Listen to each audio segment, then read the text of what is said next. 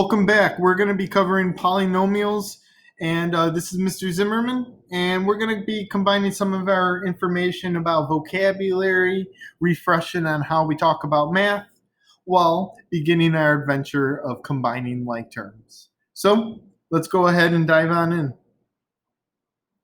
So when I'm looking at this, I know that like terms are defined by having the same something and something. There are two things that must always be the same. It is the variable and it is the exponent. For example, if I have x squared and 3x squared, even though they have different coefficients, I can combine these. Likewise, if I had 2x squared and negative 3x squared, I could still combine them. The exponents are the same and the variables are the same. Now, if I had 2x, I could not combine it with 2y.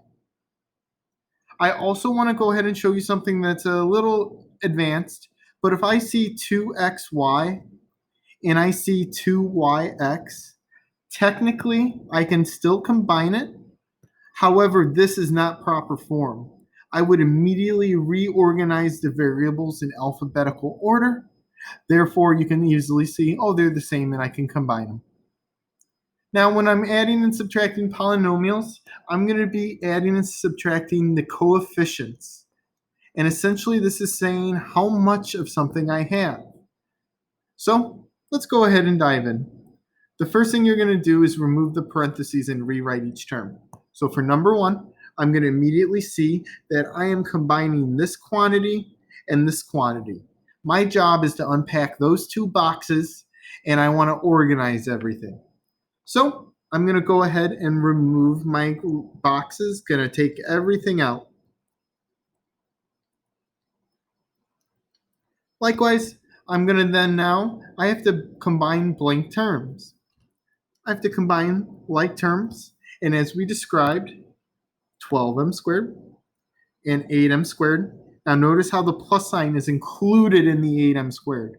There's 4 words in this math sentence or terms, and 8m squared, the positive belongs to it. Likewise, how the positive belongs to the 4, and likewise to the term 5. So I'm going to add the coefficients. 12 and 8 is 20 m squares. 4 and 5, the two constants, form 9. And voila.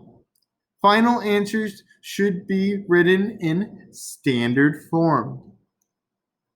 Usually, standard form is always written in descending order.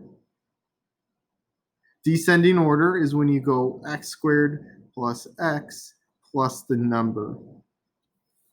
Let's go ahead and keep going though. Number one, I remove all of the parentheses and I'm going to unpack each of these boxes. Now I see s squared, and I'm going to be very careful with my s's to not make them look like 5s. This is something I've learned over the years. I'm going to go ahead and unpack the second box. I'm not even processing anything right now. Now is the time where I'm going to look at it and I'm going to combine like terms. I'm going to go ahead and in order to do this, I'm going to write this vertically. So I'm going to go ahead and group the first term, 6, 5, or see, I did it.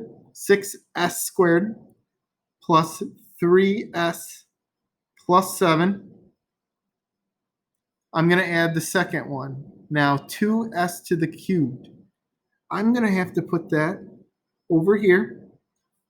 The next thing I'm going to write is negative 6s and negative 4. Now I'm going to combine it. For those of you who need to write in 0, you can do ahead, or you can leave it as a blank.